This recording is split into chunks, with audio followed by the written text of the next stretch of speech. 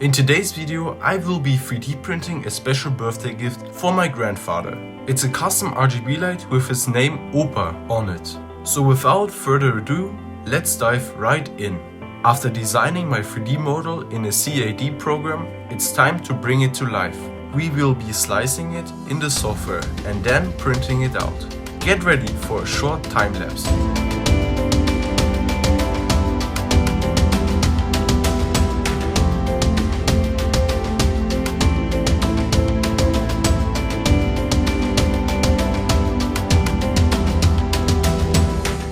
And now it's time for the exciting part.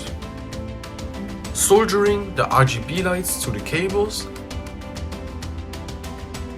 and the cables to the microcontroller.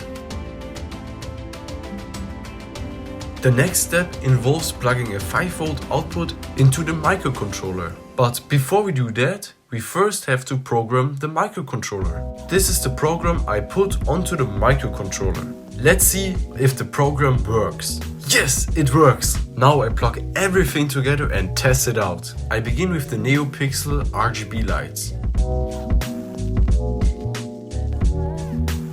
And of course, the microcontroller also has a place to stay.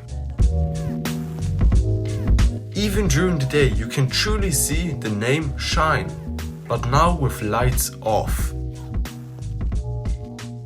And if you want to replicate the entire project I'm currently building, you can find the program document in the description of this video, as well as the 3D sketch and all the different parts I used to build it.